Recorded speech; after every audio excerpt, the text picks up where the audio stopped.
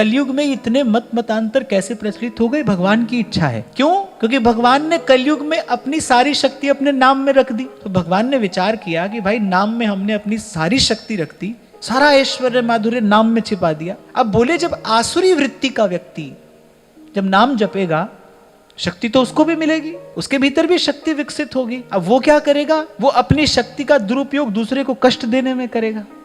तो भगवान ने महादेव को आज्ञा दी कि आप त्रिभुवन के गुरु हैं, बोले आप कोई ऐसी लीला करिए कि जो विमुख जन हैं, जो आसुरी वृत्ति परायण हैं, बोले वो हमारे नाम से दूर ही रहें, वो हमारे नाम के निकट आए ही नहीं। यही कारण है कि कलयुग में इतने पाखंड मतों का प्रचार हो गया और होता ही जा रहा है। और आप देखेंगे जो जितना पाखंडी, जितना दम्भी होगा संसार में, उसकी उतनी अधिक पूजा होगी। ये बात आप समझ लीजिए कि ऐसा ही होगा। यही कलयुग का धर्म है।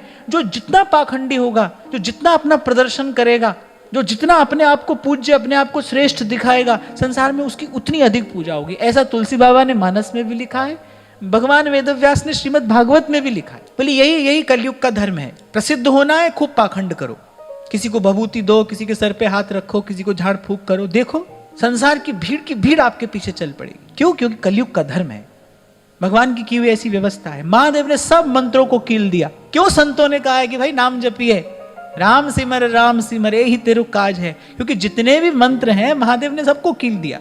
कील दिया माने लॉक कर दिया, उनकी शक्ति को बाधित करके रखा है। इसीलिए तुलसी बाबा ने कहा है यही कलिकाल न साधन दूजा, जोग यज्ञ जप तप व्रत पूजा, कुछ भी फलीभूत नहीं होता यहाँ। कलयुग केवल नाम आधारा। केवल एक भगवान का नाम जागृत मंत्र है, भगवान का नाम उजागर मंत्र भी है और भगवान का नाम जागृत मंत्र भी है। तो किसी दुष्ट बुद्धि को अगर विद्या दे दोगे, उसके हाथ में अगर बल बुद्धि विद्या कुछ भी आएगा तो वो दुरुपयोग करेगा।